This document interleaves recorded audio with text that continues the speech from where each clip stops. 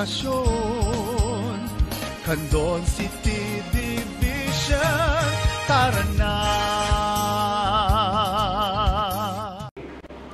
Mapagpalang araw, grade 10, sa ating mga magulang at taga-subaybay ng mga bata.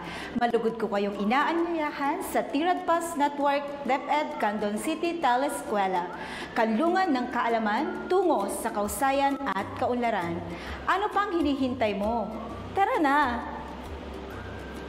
Ako ang inyong guro sa Filipino 10, Teacher Hilda, nasasamahan kang mag-enjoy at matuto. Ngunit bago yan, hawak mo na ba ang iyong ballpen, papel, at syempre, ang iyong module? Kung gayon, tara let's! Galugarin na natin ang mundo ng metolohiya. Mahilig ka nga bang manood ng mga palabas na ang tauhan ay higante, gaya ng cartoon na Molly and the Giant? O kaya ang sikat na Jack the Giant Slayer? Esitor na sikat noon sa Victor Magtanggol na pinagbibidahan ni Alden Richards. Totoo nga bang mga higante o katang isip lamang? Aalamin natin yan sa ating aralin. Narito ang mga inaasahang dapat mong matamo sa araw na ito. Una, na ilalahad ang mga pangunahing paksa at ideya batay sa napakinggang usapan ng mga tauhan. At ikalawa, na isasama ang salita sa iba pang salita upang makabuo ng ibang kahulugan o ang tinatawag nating collocation. Kaya naman, maghanda ng makinig, manood at matuto. Naaalala mo pa ba ang pag-iibigan ni Cupid at Psyche at ang 12 Diyos at Diyosa ng Olympus sa unang markahan? Hindi ba ito'y isang metolohiya? Naaalala mo pa ba ang metolohiya? Ang metolohiya ay isang tradisyonal na salaysay na isinilang mula sa sinapupunan ng kultura ng tradisyong oral. Ang salitang metolohiya ay hango sa salitang Griego na mitos, nang ibig sabihin ay kwento. Ito ay isang natatahing kwento na kadalasang tumatalakay sa kultura, Diyos o bathala at ang kanilang karanasan sa pakikisalamuha sa mga tao. Isa-isahin naman natin ang mga elemento ng metolohiya. Ang mga elemento ng metolohiya ay tauhan, tagpuan, banghay, at tema.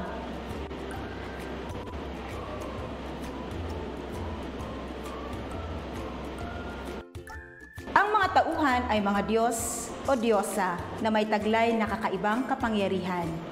Ikalawa, tagpuan. May kaugnayan ng tagpuan sa kulturang kinabibilangan at sinaunang panahon.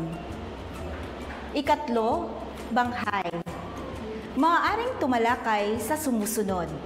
Una, maraming kapanapanabik na aksyon at tunggalian. Ikalawa, maaaring tumalakay sa pagkakalikha ng mundo at mga natural na pangyayari. Ikatlo, nakatuon sa mga suliranin at paano ito malulunasan. Ikaapat, ipinapakita ang ugnayan ng tao at ng mga Diyos at Diyosa. Ikalima, tumatalakay sa pagkakalikha ng mundo, pagbabago ng panahon at interaksyong nagaganap sa araw, buwan at daigdig. Ikaapat na elemento ng metolohiya ay ang tema. Maaaring ang tema ng metolohiya ay nakatuon sa sumusunod. Una, magpaliwanag sa natural na pangyayari. Ikalawa, pinagmulan ng buhay sa daigdig. Ikatlo, pag-uugali ng tao.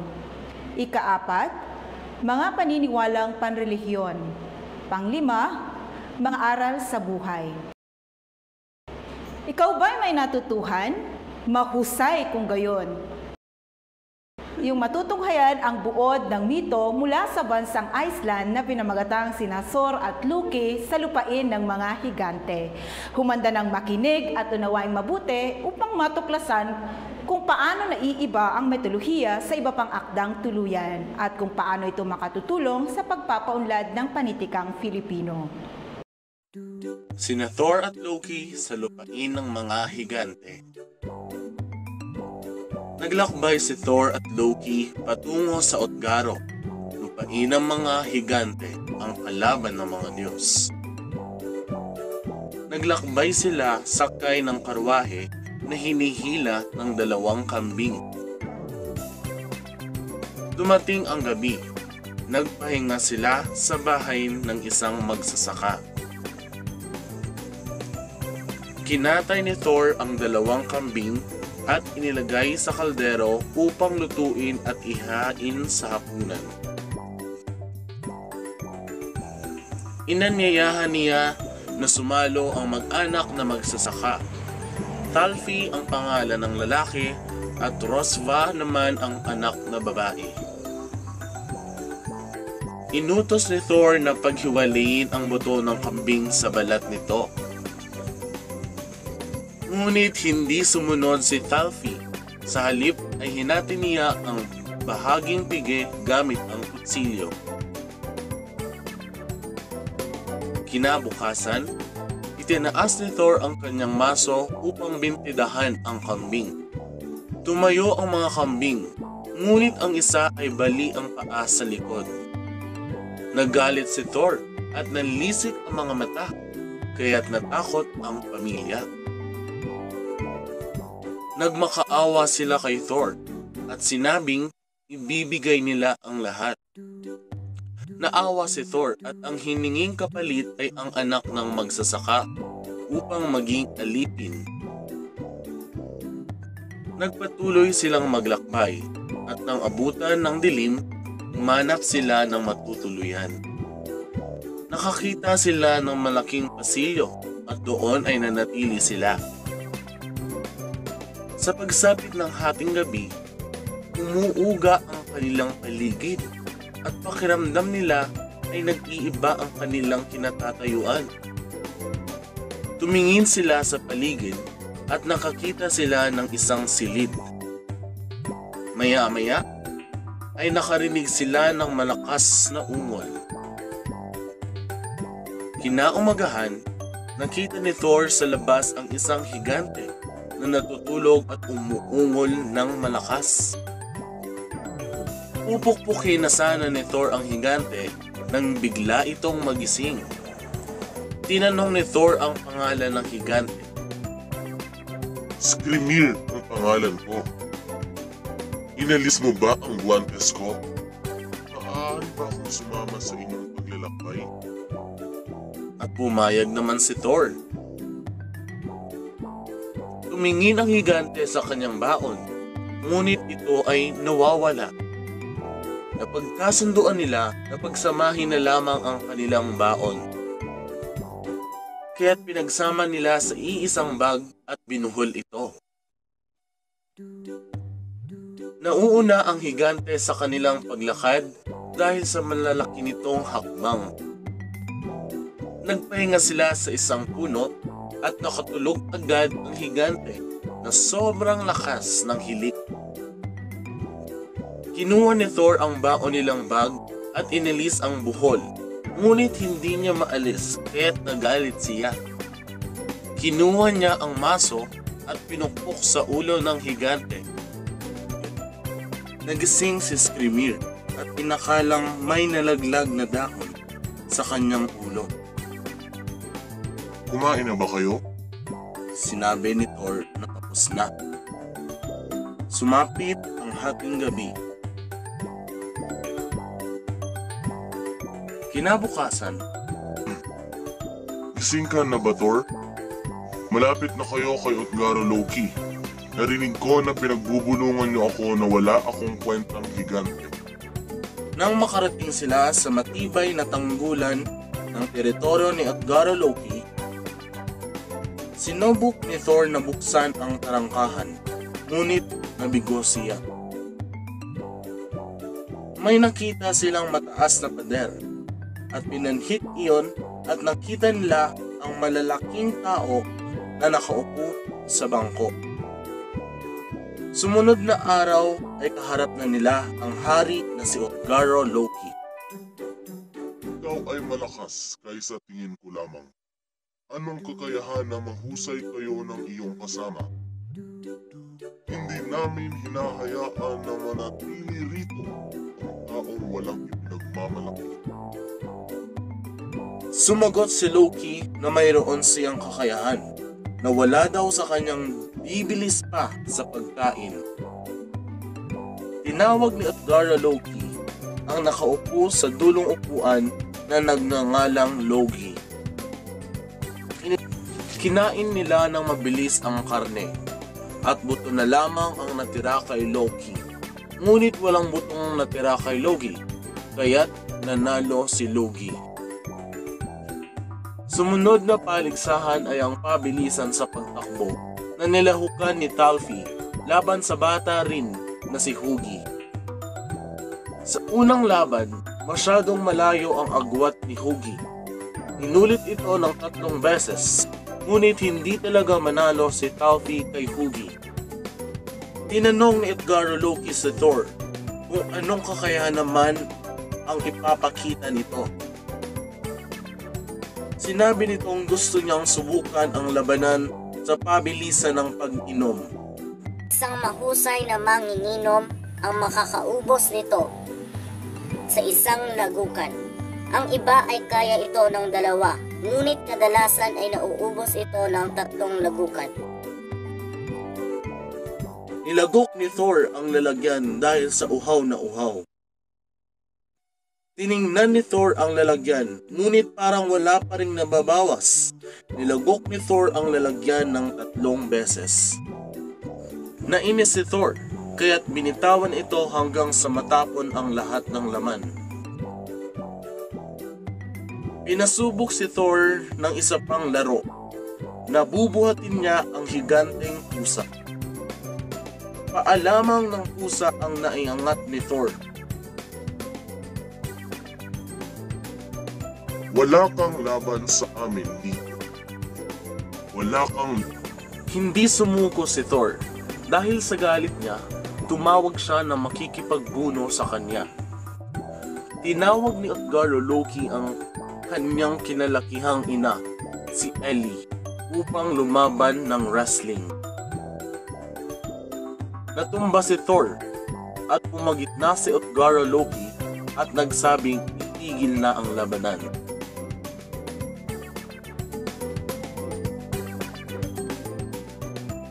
Bago ka umalis ay tatanungin kita kung ano ang pakiramdam mo na sa hirap ng iyong paglalakbay ay hindi ikaw ang pinakamalakas.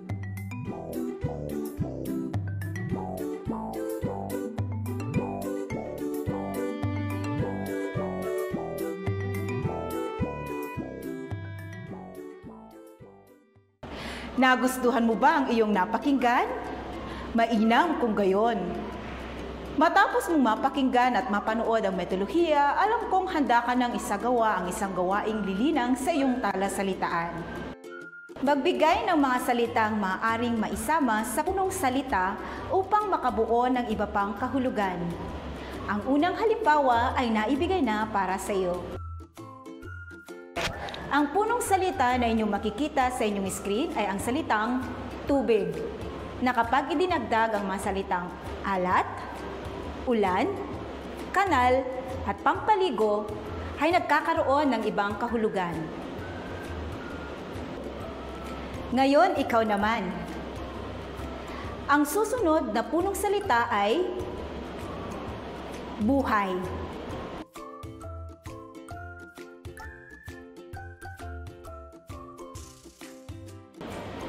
Magbigay ng mga salitang maaaring maisama sa punong salita upang makabuo ng iba pang kahulugan. Bibigyan lamang kita ng 30 segundo upang mag-isip.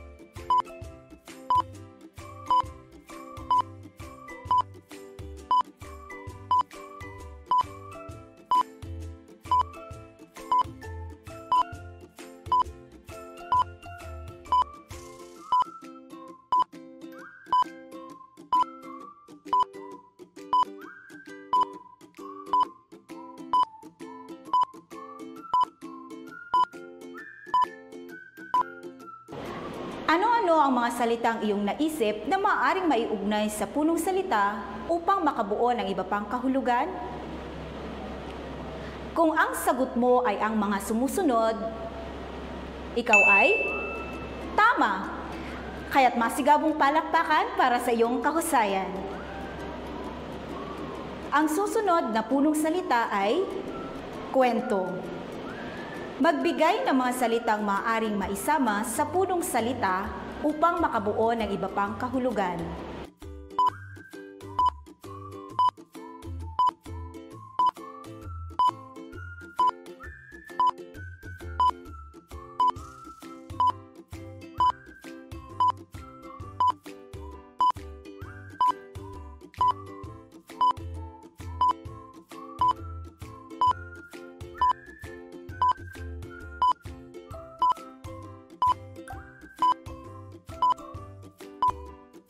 Ano-ano ang mga salitang iyong naisip na maaaring maiugnay sa punong salitang kwento upang makabuo ng iba pang kahulugan?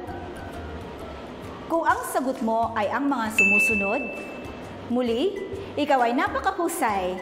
Pagbati na may masigabong palakpakan.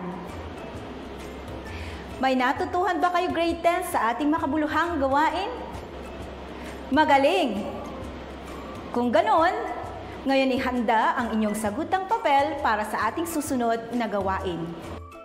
Ito ay paglalahad ng mga pangunahing paksa at ideya batay pa rin sa metolohiyang inyong napanood. Ang panuto para sa ating gawain ay tukuyin at lagyan ng check ang nagsasaad ng pangunahing paksa at ideya batay sa metolohiyang napanood at X naman kung hindi. Kayo ay mabibigyan lamang ng 30 segundo upang sagutin ang gawaing ito. Handa ka na ba? Kung gayon, umpisahan na natin.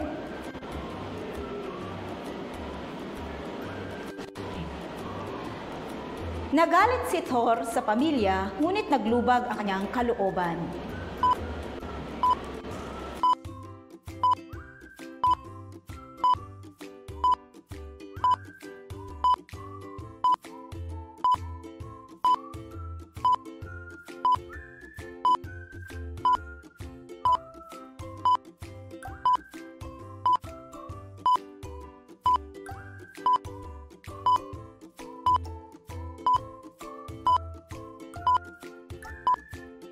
Time is up! Ihanda ang inyong naging kasagutan para sa revelasyon ng tamang sagot. Kung ang sagot mo ay check, ikaw ay napakahusay. Palakpakan ang iyong sarili. Ikalawa, sinabi ni Thor na nalagay siya sa matinding kahihiyan kay Utgaro.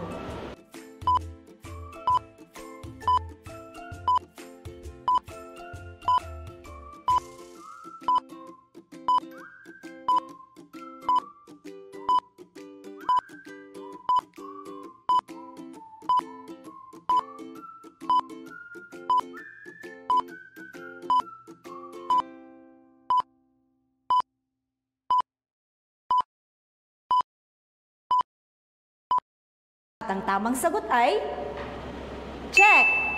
Magaling! Ikatlo, nilunok lahat ni Utgaro ang laman ng tambule kaya't siya'y nalasing.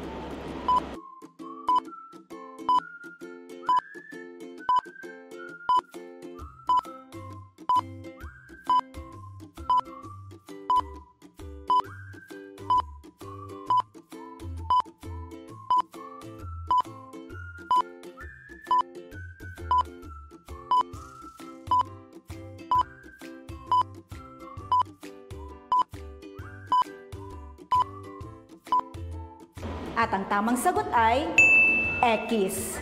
Mahusay! O ano, kaya pa ba ng inyong powers? Kaya yan! Ikaapat, sinubok ang lakas at tapang ni Thor, ngunit hindi siya nagpatinag.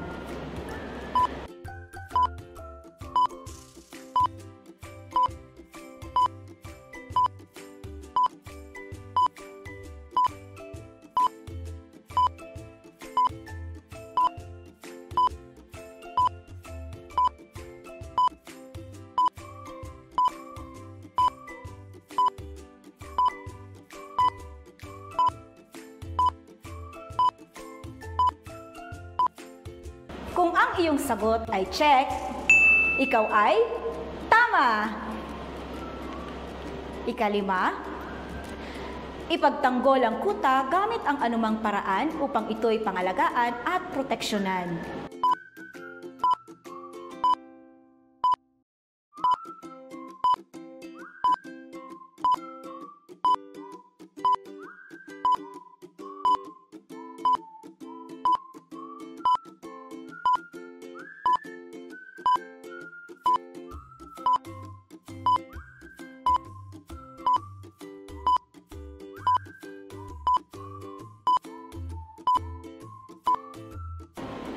At ang tamang sagot ay check! Napakuhusay ninyong lahat, grade 10. Muli, palakpakan ang inyong mga sarili. Nakuha mo ba lahat? Kung hindi, naku, huwag kang mangamba kung hindi mo naman nakuha ang lahat ng tamang kasagutan. Maaari mo namang balikan ang ating aralin o ang bidyong napanood upang lalo mo itong maunawaan. Malaking tulong din ang inyong module upang magsilbing gabay mo sa iyong lubusang pagkatuto. Muli binabati kita sa iyong napakuhusay na pagganap. Bilang paglalagom sa naging talakayan natin sa araw na ito, ano-ano ang mga ito? Tama! Natalakay natin ang kahulugan ng metodolohiya at mga elemento nito. Napanood din ninyo ang buod ng metolohiyang sina Thor at Loki sa lupain ng mga higante. Nagkaroon din tayo ng paglinang ng talasalitaan kung saan iniisa-isa natin ang mga salitang maaaring maiugnay sa punong salita upang magkaroon ng ibang kahulugan. At panghuli, ang pagtukoy sa pangunahing paksa at ideya mula sa napanood na metodolohiya.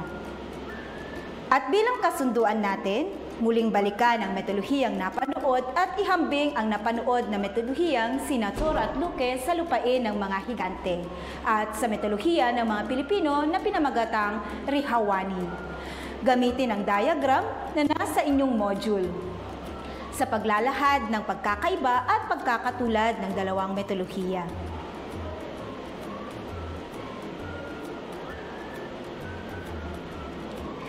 Lubos akong nagagalak dahil sa husay at galing mo.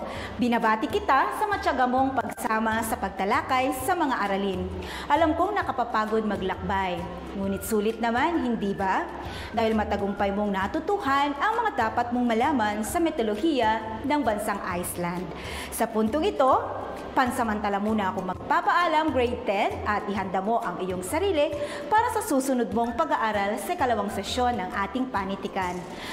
Batid kong marami kayong natutuhan ngayong araw. At muli, ito ang inyong guro sa pagkatuto, Teacher Hilda, na nagsasabing, sa Filipino, makabuluhan ang iyong pagkatuto. Paalam!